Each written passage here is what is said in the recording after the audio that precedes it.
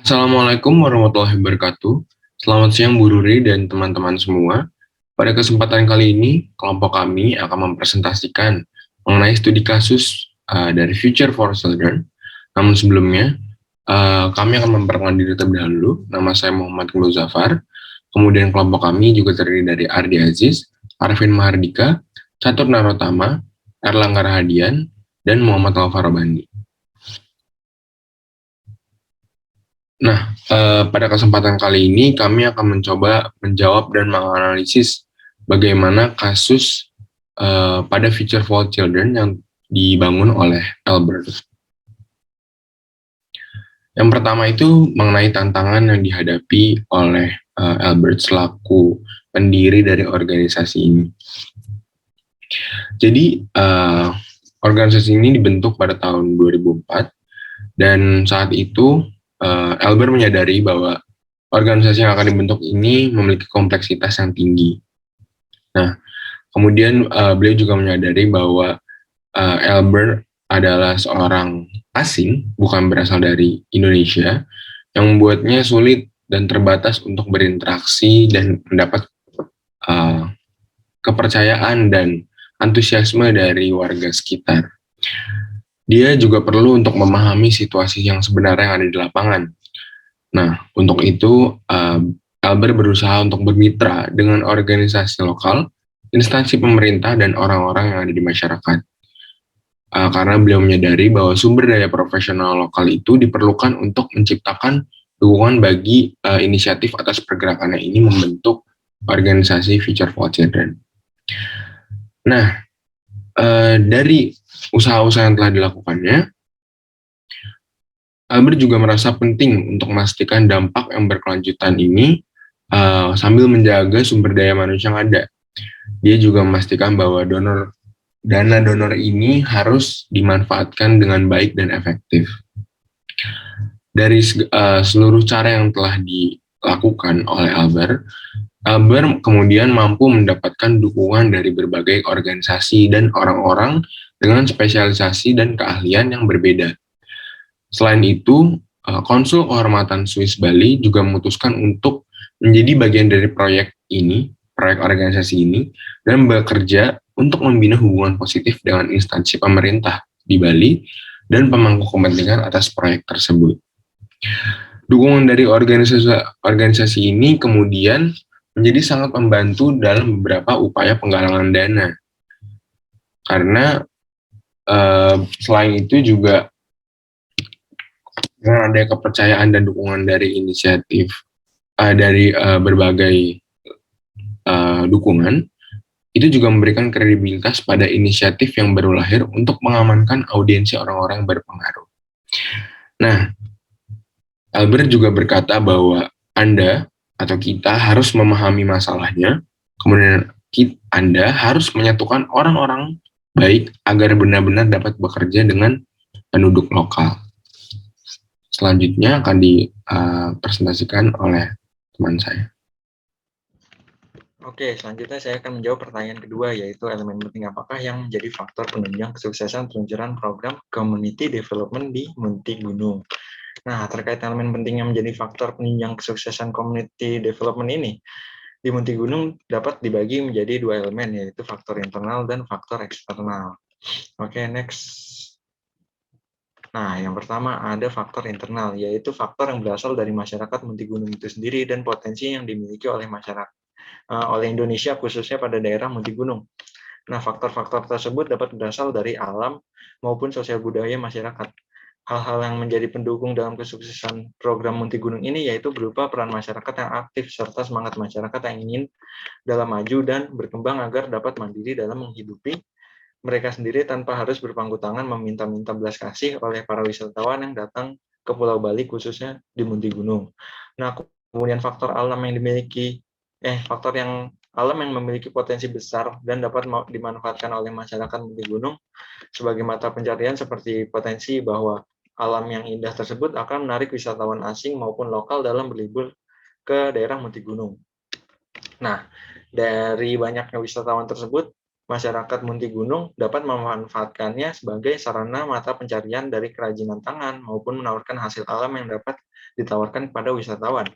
Nah, kemudian dukungan dari organisasi, pemerintah, dan akademisi lokal yang membantu para masyarakat Munti Gunung dalam merubah mindset dan sosial budayanya agar dapat menjadi masyarakat yang mandiri dan tetap dapat melestarikan alamnya dengan memperbaiki sarana prasarana, pemberdayaan masyarakat, pemberian pelatihan dan pendidikan, maupun peduli terhadap lingkungan. Nah, semangat masyarakat Munti Gunung ini sendiri dilandasi oleh kepercayaan mereka bahwa para arwah nenek moyang mereka selalu hadir dan mengawasi mereka hingga mereka tetap ingin tinggal, sehingga mereka tetap ingin tinggal dan menjadi masyarakat yang mandiri ke depannya. Oke, next. Nah, yang kedua ada faktor eksternal. Kemudian kita akan berbicara faktor eksternal dari suksesnya program community development di Munti Gunung. Nah, faktor eksternal sendiri merupakan faktor yang berasal dari luar potensi Indonesia maupun dari masyarakat Munti Gunung itu sendiri. Nah, lantas apa saja faktor eksternal yang dapat menjadi kunci sukses dalam mensukseskan program community development di Munti Gunung ini? Hal yang utama yaitu adanya penggerak dan pencetus program community development itu sendiri, yaitu Bapak Daniel Elber, yang merupakan seorang berkebangsaan Swiss dan merupakan direktur pelaksana di Bank Swiss UBS. Nah, Bapak Daniel Elber ini merupakan pendiri Future for Children atau FFC, di mana Bapak Daniel Elber ini memiliki mimpi mengentaskan kemiskinan yang terjadi di Munti Gunung. Nah, penjelasan lengkap tentang Bapak Daniel Elber ini akan dijelaskan oleh teman saya. Nah, kemudian faktor eksternal lain yang menjadi pendorong kesuksesan program community development ini yaitu adanya dukungan dana secara internasional yang dijalankan oleh Bapak Daniel Elber bersama beberapa organisasi internasional. Dana tersebut ditujukan sebagai donor proyek penyediaan air, menjalankan program pengembangan mata pencaharian, kemudian meningkatkan proyek kesehatan, membangun gedung dan fasilitas seperti proyek pendidikan, dan pembangunan infrastruktur. Nah, kemudian dana tersebut juga menjadi suntikan dana untuk masyarakat dalam mengembangkan usahanya dan berharap dapat menjadi sumber modal agar masyarakat Munti Gunung dapat mandiri dan berusaha ke depannya. Oke, selanjutnya akan dijelaskan oleh teman saya. Terima kasih. Oke, saya di sini akan menjelaskan terkait dengan trigger question yang ketiga, yaitu bagaimana status Albert sebagai warga negara asing berpengaruh dalam pencapaian misi dari FFC ini. Selain itu, seberapa efektif sih struktur organisasi dapat mengatasi permasalahan Albert terkait statusnya sebagai warga negara asing? Oke, yang pertama adalah pengaruh status warga negara asing yang dimiliki oleh Daniel Albert ini dalam Future for Children ini.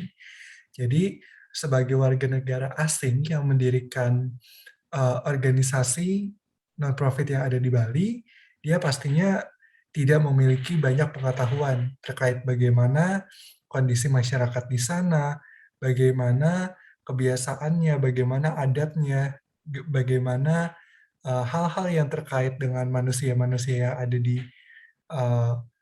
Bali ini.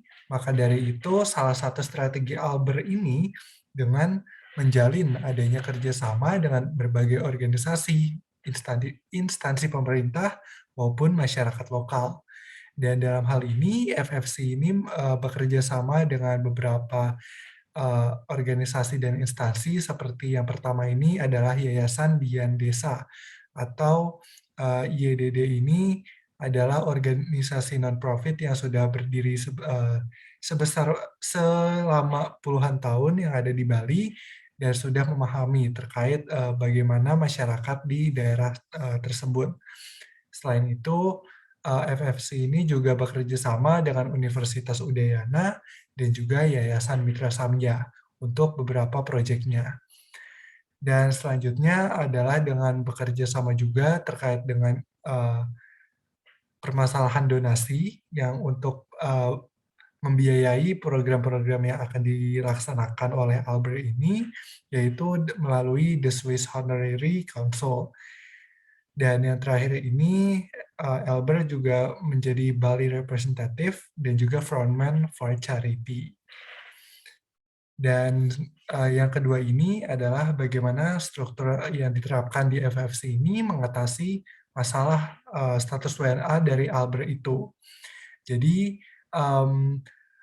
struktur organisasi yang diterapkan itu menurut kami sudah cukup efektif, di mana FFC ini melibatkan, seperti yang sudah dijelaskan sebelumnya, yaitu melibatkan beberapa organisasi dan juga lembaga lokal untuk bisa mencapai dan mendukung visi dan misinya. Selain itu, dalam hal ini, FFC juga membagi menjadi 3 fungsi. Membagi struktur organisasinya menjadi 3 fungsi, yaitu fungsi pendanaan atau fundraising, project management, dan juga project implementation, control, dan juga evaluation. Khusus untuk fundraising ini, FFC fokus untuk menggunakan dan memberdayakan organisasi yang berada dari negara asalnya, yaitu dari Swiss. Khusus untuk project management, ini bekerja sama dengan yayasan-yayasan yang sudah disebutkan sebelumnya, yaitu ada Yayasan Dian Desa, Mitra Samia, dan juga Universitas Udayana. Dan khusus untuk project implementation, control, dan evaluation, di mana ini adalah salah satu program untuk salah satu orang yang menjalankan misi tersebut, yaitu dengan memberdayakan local representative atau orang-orang lokal yang ada di sekitar tempat tujuan dari dilaksanakannya FFC ini. Mungkin penjelasan dari saya sekian, selanjutnya akan dilanjutkan oleh rekan saya yang lain. Terima kasih. Ya, Assalamualaikum warahmatullahi wabarakatuh. Perkenalkan, saya Ardi Aziz. Nah, di sini saya akan melanjutkan presentasi dan menjawab pertanyaan nomor 4. Mengapa social enterprise yang telah dibangun harus ditransfer menjadi kepemilikan lokal? Dan tantangan apa saja yang dihadapi dalam proses pemindahan kepemilikan lokal? Nah, untuk menjawab tentang kenapa harus ditransfer, sebelumnya berdasarkan artikel FFC atau Future for Children, bahwa FFC memiliki tujuan kelanjutan, yaitu mengembangkan kemampuan masyarakat dan mensubsidi pembangunan kapasitas proyek sampai menguntungkan. Oleh karena itu, organisasi berkomitmen dengan mentransfer social enterprise yang telah dibangun menjadi kepemilikan lokal. Nah, berdasarkan artikel tersebut, dijelaskan bahwa sudah ada 3 social enterprise yang telah dibangun dan menguntungkan dan telah dipindahkan ke manajer FFC Indonesia dan Bali. Namun permasalahannya, penduduk Muntigunung tidak memiliki tanggung jawab atas kepemilikannya sendiri. Nah, mereka juga tidak memiliki inisiatif yang harus dimiliki seperti pengetahuan dan pendidikan untuk memiliki bisnis sendiri. Nah, oleh karena itu, transfer kepemilikan itu penting agar penduduk lokal itu dapat mengurus administrasi proyek mereka sendiri. Dan juga penduduk lokal juga mampu merencanakan, melaksanakan, dan mengelola masalah mereka sendiri.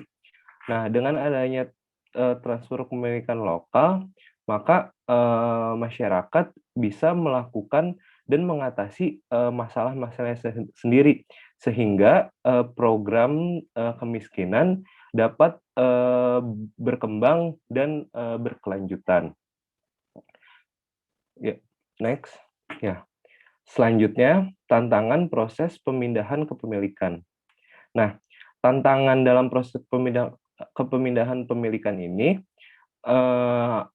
ada pada mindset, di mana generasi mengemis menanamkan sikap oportunistik, jangka pendek, dan pola pikir mendapatkan uang cepat.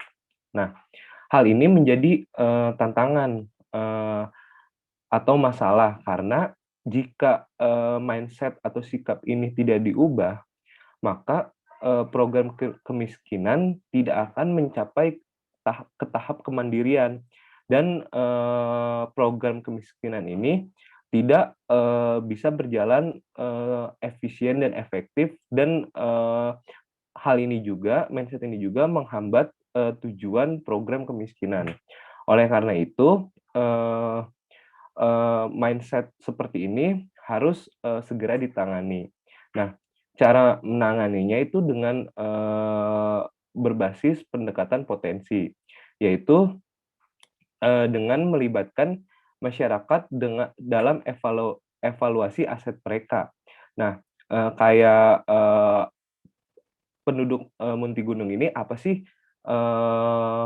sumber daya yang bisa dimanfaatkan dan memiliki nilai ekonomis tinggi. Nah, mereka tuh diedukasi, dan apa sih yang punya, kayak perkebunan apa, dan diolahnya gimana, diedukasi, dan cara penjualannya di mana, sehingga mereka mempunyai aktivitas ekonomi yang tinggi. Dan juga masyarakat juga diajari dalam menentukan visi dengan tujuan yang terukur, dan kegiatan selanjutnya untuk mengembangkan masa depan mereka. Next, ya, selanjutnya akan dijelaskan oleh teman saya. Jadi selanjutnya ada bagaimana mereduksi future for children setelah proses pemilihan kebijakan lokal. Apakah program ini klasik untuk mengadopsi komersil agar dapat bertahan dalam jangka panjang? Karena ini untuk children dulu itu apa dari cukup dan direct. Jadi Akbar mendirikan future for children ini pada bulan Desember 2004. Organisasi apa yang berbasis Yesus ini didirikan dengan tujuan untuk meningkatkan kondisi kedua masyarakat miskin di Asia Tenggara, dan itu dimulai dari daerah Munti-Gunung di Bali. Pada tahun 2008 ya tersebut mendapatkan sertifikasi BEWO, sebuah label Swiss yang merupakan singkatan dari pelaporan keuangan yang transparan, dan adil. Penganggaran dan pengendalian keuangan ditata dan ditinjau oleh Future for Children di Swiss. Nah, inilah struktur organisasi dari Future for Children di Swiss. Ada Future for Children itu sendiri dengan fundraising, appraisal dari strategi, dan juga decision dari funding itu dilakukan. Dan di Indonesia ada local representative, yaitu untuk implementasi dari proyek, evaluasi, dan lokal partner management control. Dan lokal partner tersebut itu ada Yayasan Dian Desa, Yayasan Mitra Satya, University, dan ini mereka perannya adalah untuk manage proyek-proyek tersebut. Nah, Future for Children didirikan untuk mengembangkan daerah-daerah miskin agar mempunyai masa depan yang lebih baik. Hal ini mampu dicapai beberapa cara, yaitu yang pertama mendapatkan ada berkelanjutan 25 liter per orang per hari. Ini akan membebaskan waktu yang dapat digunakan secara produktif yang meningkatkan kesehatan penduduk setempat. Dua, menciptakan satu pekerjaan per keluarga dengan penghasilan minimal $100 per bulan. Ini akan menempatkan keluarga di atas ambang kemiskinan, membantu mengamankan kebutuhan sehari-hari mereka, dan memungkinkan untuk memberi makan pada anak-anak mereka dengan baik. Yang ketiga, menurunkan angka kematian anak sampai 50%, dan yang keempat, menjamin pendidikan yang memadai untuk semua anak. Dengan cara ini, kita menciptakan akses lapangan kerja bagi kaum muda itu. Untuk dana, Future for Children melakukan upaya untuk memobilisasi dana dan donor di Swiss. Dana yang dikumpulkan oleh Future for Children secara eksklusif membiayai kegiatan program pembangunan di Munti-Gunung. Operasi penggalangan dana dilakukan oleh Future for Children di Swiss dengan Elber sebagai main driver. Di akhir pelaksanaan, Elber juga mendatangkan mitra lokal yang berpengalaman dan reputasi internasional untuk mengimplementasikan proyek-proyek yang berdampak sosial. Board mengalokasikan dana berdasarkan penilaiannya terhadap strategi program dan proposal proyek yang diajukan oleh lokal partner di Bali. Nah, ini ada itu pengadopsian model bisnis komersil untuk Future for Children. Jadi Future for Children sebenarnya belum siap mengadopsi bisnis komersil dengan kepemilikan lokal secara sepenuhnya karena penduduk lokal yang belum mampu mengambil tanggung jawab ownership karena kurangnya inisiatif pendidikan yang dibutuhkan untuk menjadi business owner. Namun dengan ownership yang sekarang yang diambil dari project managers yang mampu, dan ini mampu memberikan Future for Children start yang dini dalam mengadopsi model bisnis komersil, dan ini memberikan waktu untuk penduduk lokal agar mampu develop dan menjadi business owner. Future for Children ini juga mampu mendapatkan benefit dari model bisnis komersil karena model bisnis tersebut mampu mendapatkan fund yang lebih mudah dalam membangun untuk membantu Future for Children dalam pembangunan infrastruktur dan juga development funds untuk proyek edukasi dan pembangunan desa. Oke, selanjutnya kita akan membahas mengenai evaluasi dari keberlangsungan FFC ini dalam jangka panjang dan juga apa saja indikator-indikatornya, indikator-indikator keberhasilannya.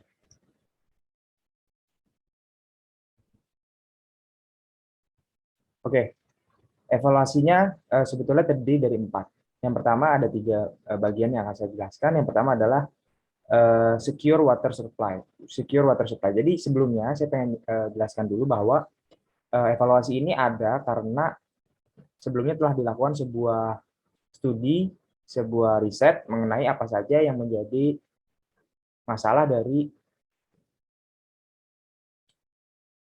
kemiskinan atau masalah-masalah sosial yang terjadi di wilayah-wilayah yang sudah ditentukan oleh FFC ini. Dan salah satunya yang ada di Bali. Nah, jadi dari masalah tersebut kemudian dihasilkan sebuah solusi yang terdiri dari 4 hal. Yang pertama adalah secure water supply. Jadi secure water supply ini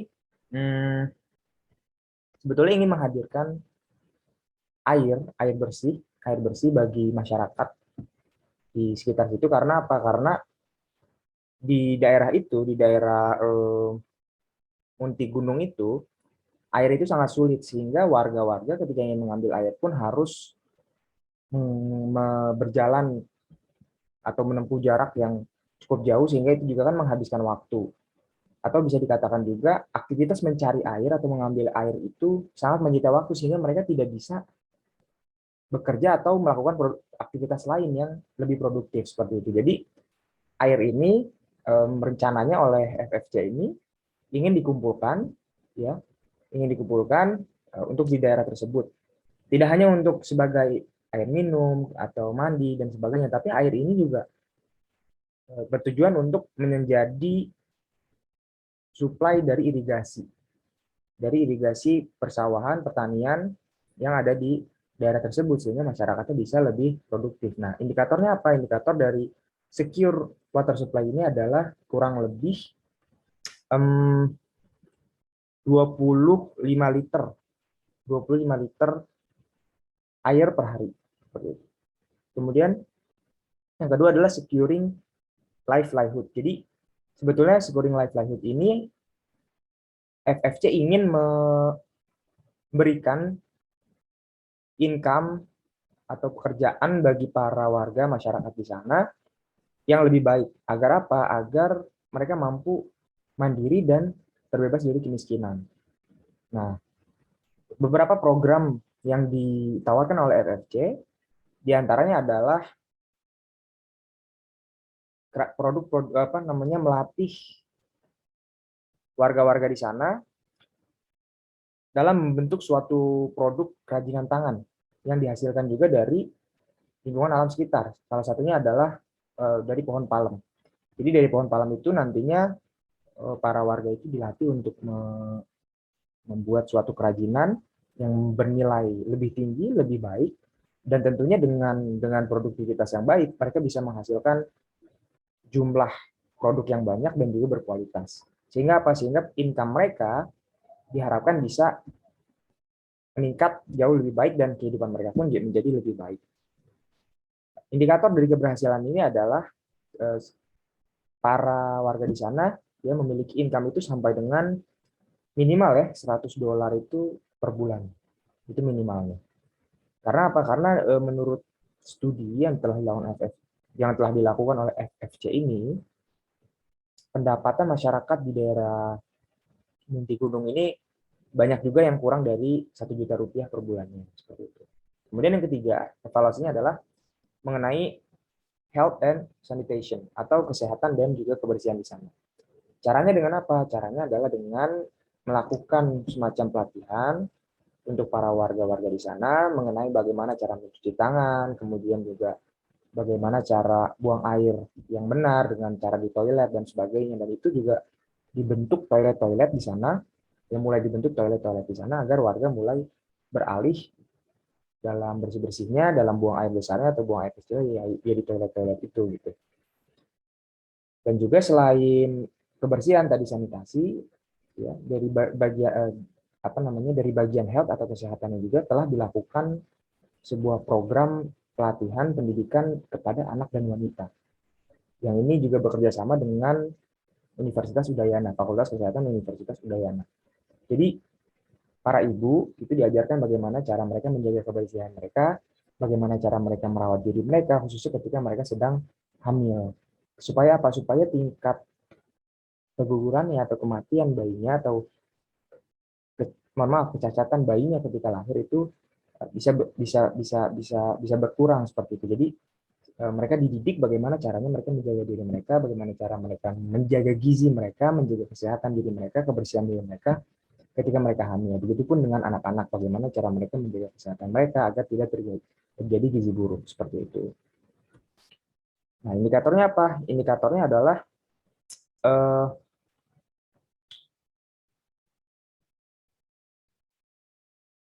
indikator dari health and sanitation ini adalah mortality rate. Ya, mortality rate yang ada di daerah Munti Gunung ini bisa berkurang sampai dengan 90/1000 mortality rate-nya seperti itu. Kemudian yang terakhir ya di evaluasinya adalah education. Jadi anak-anak khususnya untuk anak-anak di daerah Munti Gunung ini atau daerah-daerah yang daerah-daerah yang masuk dari program FFC ini diberikan edukasi yang baik agar apa? Agar mereka ke depannya juga menjadi manusia yang bisa dikatakan lah memiliki skill yang kemudian juga nantinya akan berujung pada income mereka, sehingga dengan income yang bagus, dengan income yang lebih baik diharapkan kehidupan mereka pun akan menjadi jauh lebih baik seperti itu.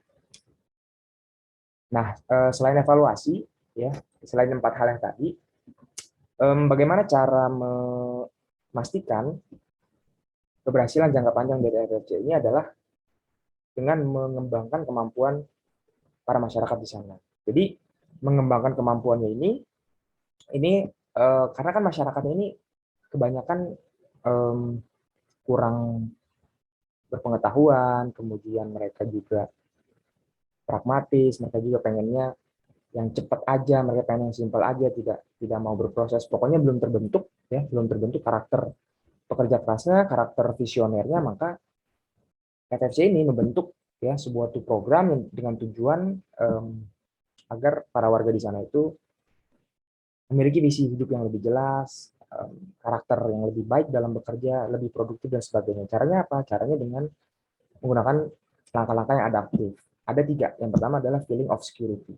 Jadi feeling of security ini sebagaimana yang telah saya jelaskan sebelumnya mengenai mengenai kebersihan air, mengenai kesehatan dan sanitasi, mengenai pendidikan ya, dan juga mengenai tadi securing livelihood atau bagaimana income mereka bisa lebih tinggi lagi, lebih baik lagi. Jadi memberikan rasa aman dulu bagi para warga di sana mengenai hidup mereka sendiri. Jadi ketika rasa aman itu sudah mereka miliki, mereka bisa fokus kepada pikiran-pikiran lain seperti misalnya bagaimana mengembangkan diri mereka, bagaimana mengelola usaha mereka, mengelola bisnis mereka, dan sebagainya.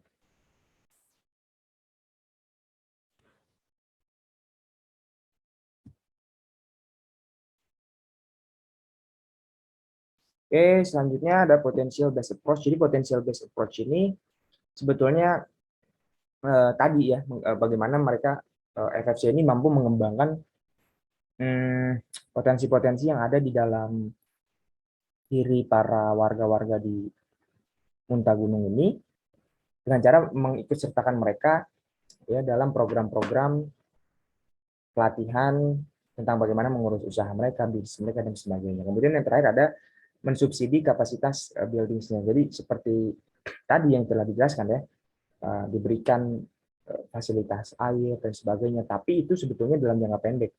Jadi disubsidi dulu nih untuk bangunan-bangunannya, kemudian untuk bantuan-bantuannya segala macamnya itu disubsidi dulu dalam kurang lebih 2-3 tahun, sampai pada akhirnya mereka itu mampu untuk menghidupi diri mereka sendiri dengan lebih baik.